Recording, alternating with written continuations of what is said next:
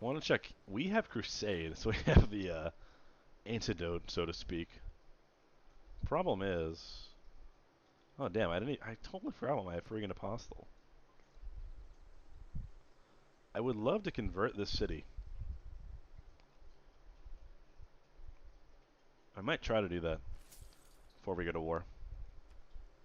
See if it's possible.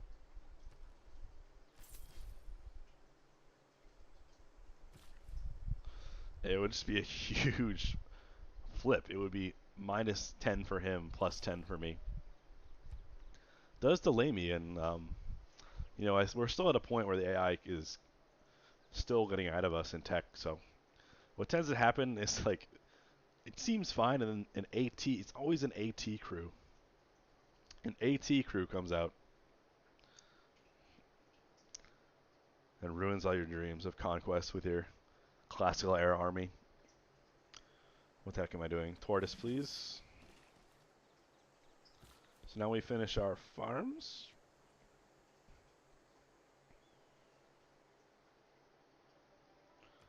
Don't finish. I think we do finish the temple, actually. Because I have good faith gain, right? But it's okay. But I realize I don't super need that theater, that district yet, that amphitheater.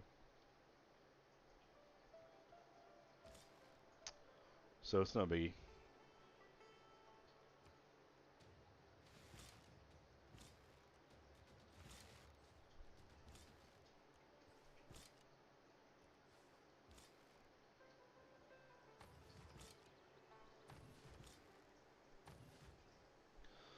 We're gonna see how much work these missionaries can do.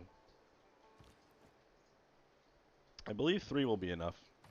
3 will be more than enough, I believe, to convert it, thus giving us a huge leg up. And I theoretically I should convert all his lands. Hopefully this apostle doesn't ruin our dreams here. But I don't know what you're doing. I need to just manually control this scout. It's kind of being ridiculous.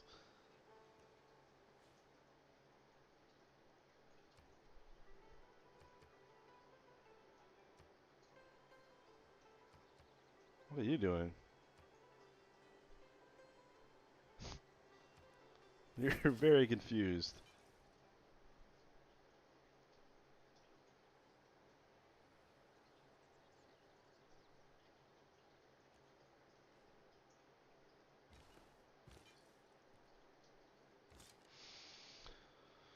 Alright, so let's take out this barbarian.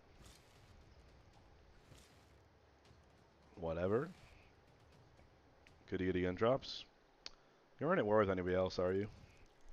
No. There's a steady state there I'd like to meet.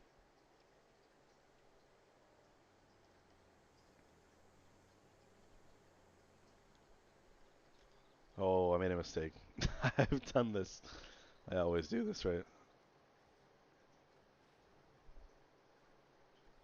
I completed a builder with only 3 charges.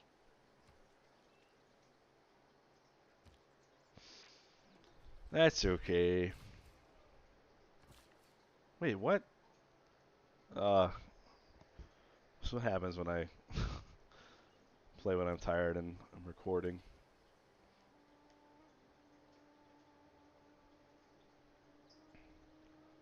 I mean, it's still worth it to queue up some more builders. Yeah, I mean, I had the right idea. I just totally spaced out. I mean, that's one of it's the thing that happens in Civ. Like, you have to pay attention to how much gold you have, how much faith you have, where your tech is, where your civic is, and then if you're doing something like a builder switch strategy, you're it's another thing to pay attention to. That it can just slip your mind. So obviously not an optimal play, but we'll live. I really, really want some campuses. I've been observing recently that I tend to have a shortage. Actually, trader first, I guess. I tend to have a shortage of. I often feel like I'm a little short on science. It is good, as I was saying in an earlier video, to play balanced, but I do think you do kind of have to force out a campus. Yeah, I don't have any mountains, but that's a very, very important building, even if you don't have a very good spot for it. You just can't neglect it, especially when we went religion and warfare. Like we're really gimping our progression because we built holy sites, which, as I've said before, I mean this is the reason we got to convert it because this is the reason we got a religion, right? Hang on here. Like I invested in those holy sites, and it needs to be worth something. So here we go. Yeah, this is a rare case where we need food. We can mediate that with a nice trader. So that's something. Hmm. I think I'll spam my unique building.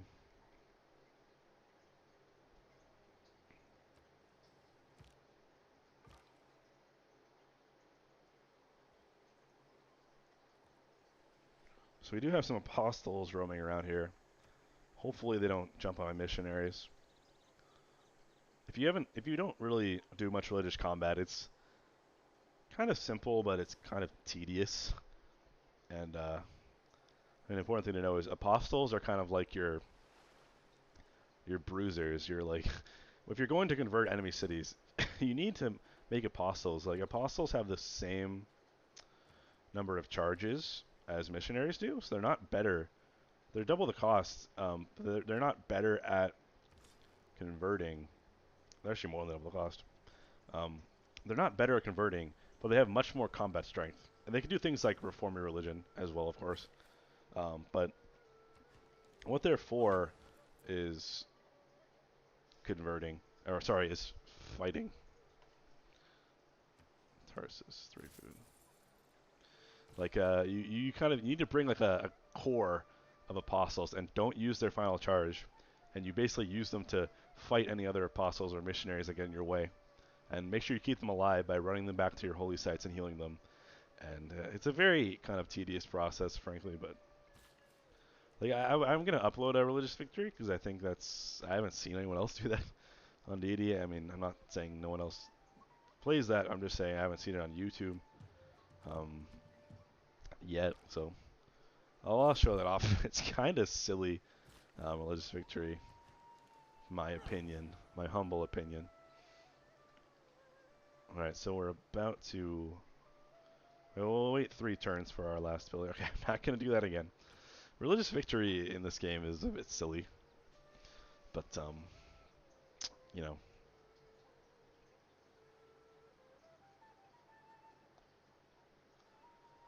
I'll talk about that when I do it. It's kind of like, hang on, is this boosted? What is the? I call it a paradise. The paradise is boosted for the shitty. I mean, the the the bad um, districts, quote unquote. They're good districts, but I mean, the commercial hub is very good, but not campuses. So campuses don't boost these improvements. So suppose I could put the campus here. I mean, mountain, nowhere near jungle, but I do need one, so I'm gonna throw that down.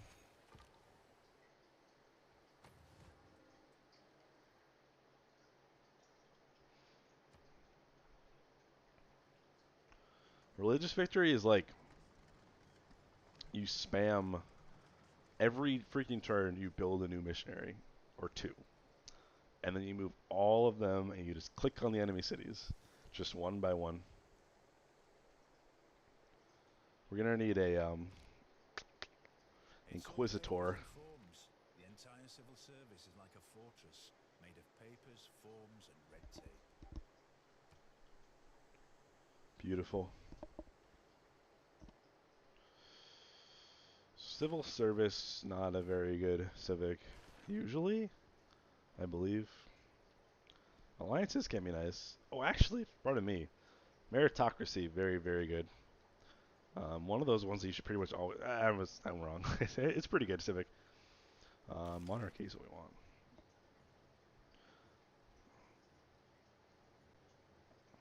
want. Both like retainers is kind of one of your default policies for when you're not at war.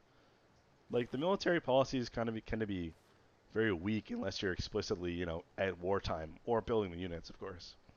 You want to keep conscription in just because it's a nice gold boost because you do have to have a standing army even if you're not invading. And this is one of the other ones you can run. Plus one amenity for just leaving a unit in your city when you're at peace is actually quite nice. Very, very good. So that's the same as having an entertainment district, basically. But you get to also have your unit just standing there, and you get to use the policy. You get to use one of these slots, which otherwise isn't particularly strong. All right, you need to go scout. Candy is dying.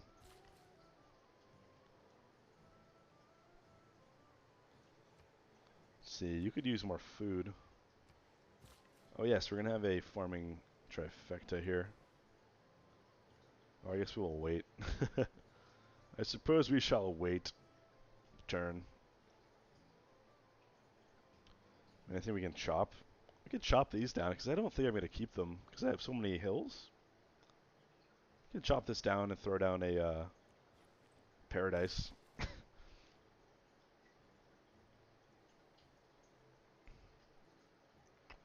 Send you over here.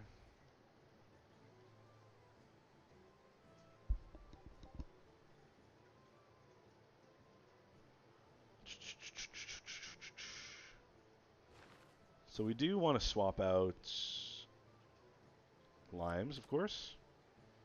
We're keeping our Ilkum for just another 2 turns or so. Wait, did we use this? We did. Sometimes I swap it in and then I don't actually send the 2 envoys. I did do that a while ago. Meritocracy, very, very good. Very, very good indeed. I don't have a campus. We have one, I think. Crappy campus. Coming up right now. Maybe we don't. We don't think we do. Whatever. So urban planning or meritocracy? Urban planning, right? It's one of the first you get, and it is quite weak. But eventually, like meritocracy is stronger. We don't really start for culture right now, and we have so many cities that this ends up being like +7 production or something like that. I think it is actually decent right now. The alternative would be something to do with fighting. Like double pillaging yields, I don't know. Like I don't tend to fight wars unless I'm conquering. If that makes sense. Like that's pillaging is when you fight a war without the intention of conquering the city outright. For the most part, or you have so many units that you can just afford to have a few just sitting around. Or not sitting around, I'm sorry. A few just roaming around, burning improvements for yields. I don't know. I haven't messed around with those policies too much. There's some potential there. I mean, it's a fairly significant yield in the early game. Like a 25 science or something from an improvement, especially very early on, can be good. There's some potential for like a sort of a Viking raiding strategy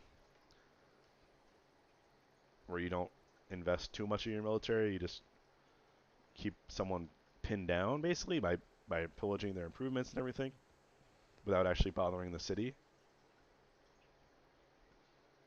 There's definitely some merit to that. Let's see here.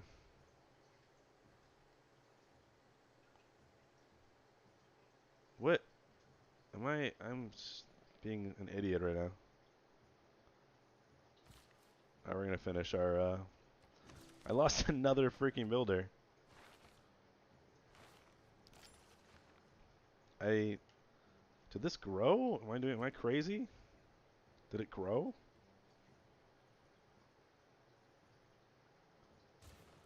I probably should notice. I mean, I've been talking and all that.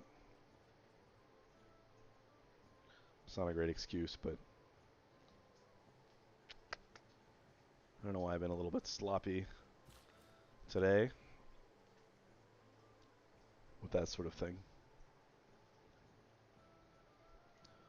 What do we got going on here? So we don't quite want to finish the builder. We don't want to quite finish the builder here. 2 turns for a monument, that's fine. Market, yes, very good. Build trader better than a market, typically, especially as Persia. Although, going for a merchant could be quite good.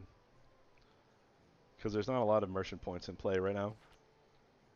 Still, it's far enough away, I think we just go ahead and get the traders first.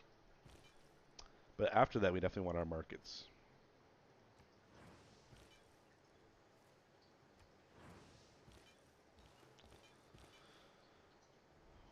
So this religion is fairly entrenched. But 3 missionaries should be enough.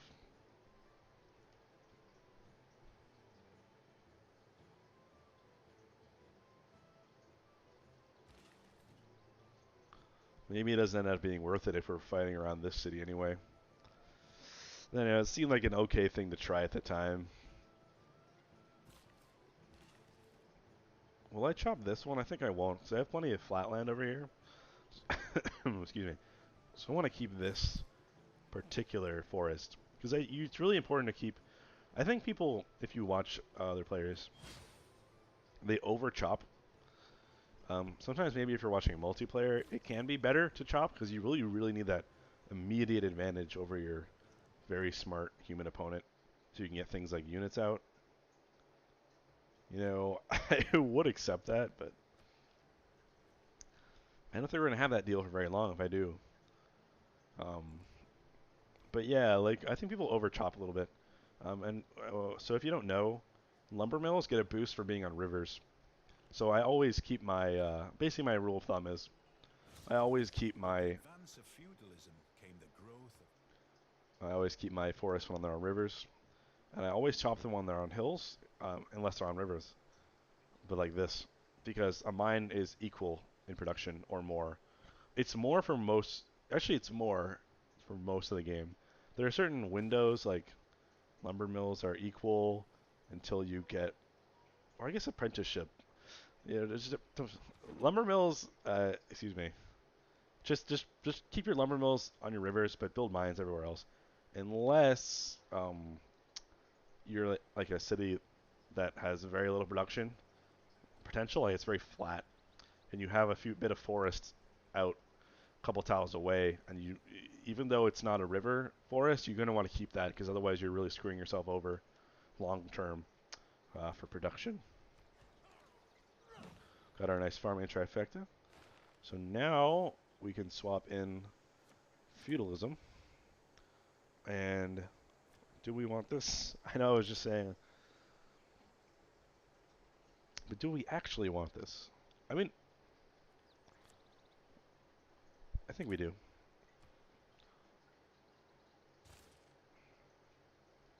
It's very little, but it's enough. That's in every city, right? So it gets us from 20 to 21, which is obviously 5%, but and the meritocracy usually is the way to go. And I could justify it because I'm trying to get a better what I call it, government here.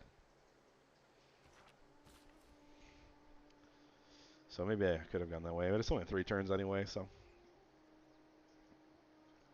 that is short enough. So I already built this builder like an idiot accidentally. Did I build this one too? No, I didn't. This guy was walking over. Good job. Okay. You can finish your builder. So as you can see, I took advantage. This one, the cost went up because I accidentally built a builder. If you don't know, the costs of builders go up the more you make. So because I made a mistake there, yeah, this one went way up. Although I did set it to food focus as well.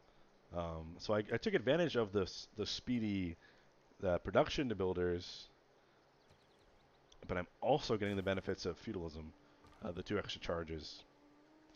That's not a fight you want to fight there, Scout.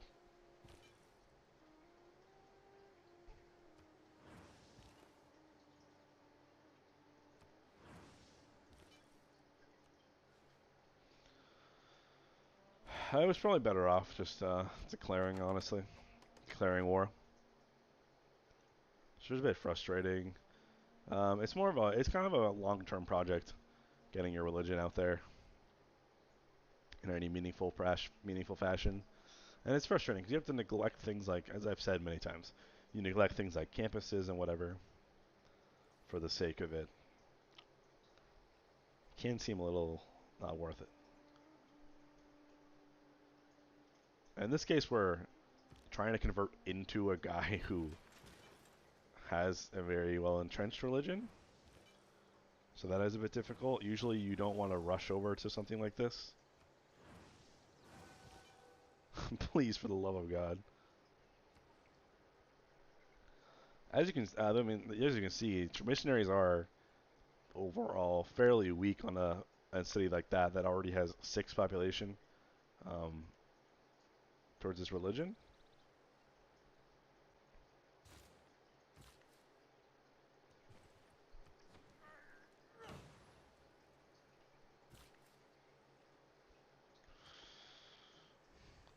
If it was like what you do want to do is target the little cities that don't have anything yet. Like or even a city state, like this one, like only pop 3, probably take 2 charges or so, and then no matter how big the city is, it gives the same amount of pressure. If that makes sense. I believe so. That was how it was in Civ 5. I don't think, to my knowledge, that's changed. So even a very large city that's of your religion will be the same. Will have the same passive effect on its neighbor cities as a small city. So that's why you want to target the little cities.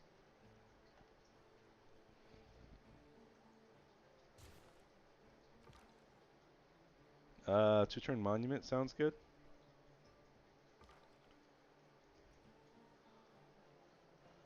Monument's always nice. Can't complain. Get a lumber mill going here.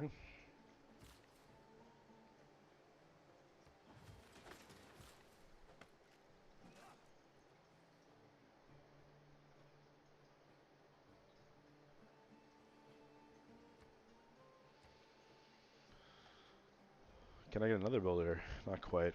Let's finish the temple though. It's very important. Like if you're gonna do religion, do it. So get all your temples going as fast as you can. All that good stuff. Convert your apostles. Make sure you use your faith. Because if it's gonna work, you gotta really go for it. I think it was kind of a mistake what I did here. Bit of a learning process. Like as you can see, I just waited around with my army, just soaking up money and not doing anything, while the tech goes by and my UU becomes more and more obsolete. For the sake of this, and looks like I might not even be able to convert this one city. It just goes to show you how silly it can be sometimes. How many campuses do I have? I only have 1 coming up, and it's was delayed. What I do like to do is rush Forbidden City. I'm often in this position, right? Like I definitely go for apprenticeship quickly and machinery. Um, Kind of ignore all this junk. I mean, education is good. If so that's important. But if you're in terms of rushing something, this is not bad because it's right after machinery. And I said this in a different video. The Forbidden City is the best wonder in the game. It just is. Bonus wildcard slot is just incredibly powerful. I mean, that's the same as Greece's entire Civ bonus. And Greece is one of the best Civs in the game. Most dependable Civs in the game, at least. I'll probably chop this, as I said.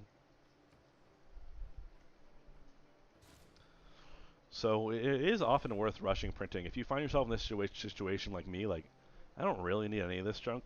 I mean, knights would be kind of nice, I suppose. You know, I could go for some more military, but I'm trying to abuse my immortals as long as I can. Yeah, let's get our temples going here. Sorry I keep doing this. Doesn't get a boost for encampments. Holy Site, Theater Square, Commercial Hub. So hypothetically, up here would be okay.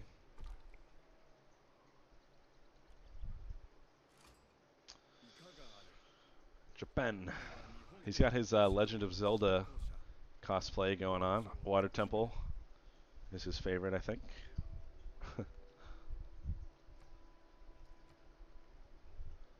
Oh, good. He's in the religion game as well.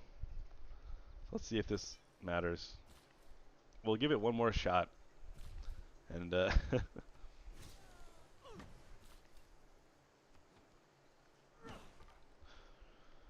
we can at least, you know, if we could convert his city out of defender, that would be enough to make it worth it. Yeah, but we'll see. So that gave us +2 because it was on a river. So that's better than if I chopped the forest and got a mine. Of course, if I chop the forest, I have an immediate yield, but like I said, I think people overvalue that a little bit. For one reason, it's being at the beginning of the game. When the game first came out, right, you could chop outside your borders. Yeah, yeah, yeah. And so you could chop outside the borders. So like, you would just make hordes of builders that roam the map, abusing this and just getting tons of production from forests all over the world. Distributing swords is no basis for a system of government. You can't expect to wield supreme power just because some watery tart threw a sword at you. Good Monty Python quote there. We're going to go with monarchy. Ironically, it doesn't give us any more slots we need. It gives us more military slots, which isn't great, although we are going to go to war. But what's really important is, you know what? I don't know, because I kind of want to keep oligarchy. It seems stupid, right? But this +4 could make a huge difference for this war.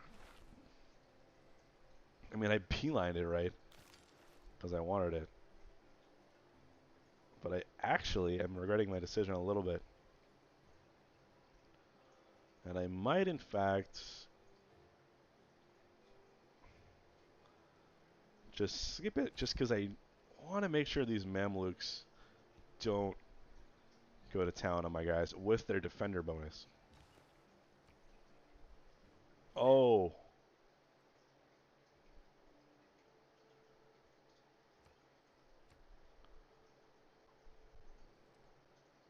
Your people?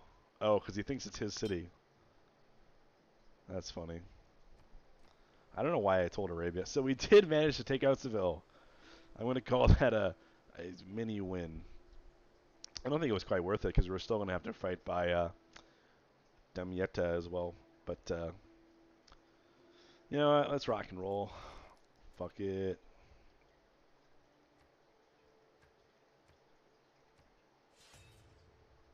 من الخزي والعار أن نلجأ إلى العنف فليس من عادة الملوك قتل بعضها البعض.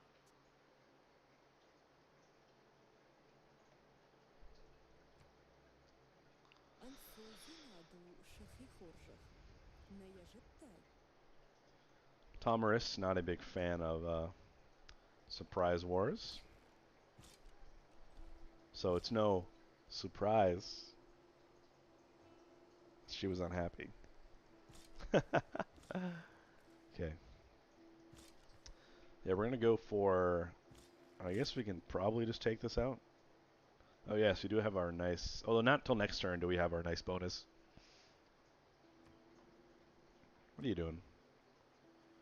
Holly Jolly site, please.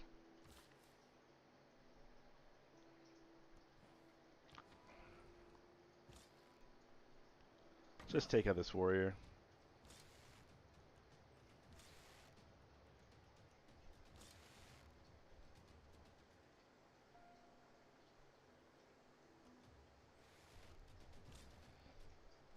That guy said 4 movement. I don't know what happened there. It's like after I move them, it says 4. That's a little odd.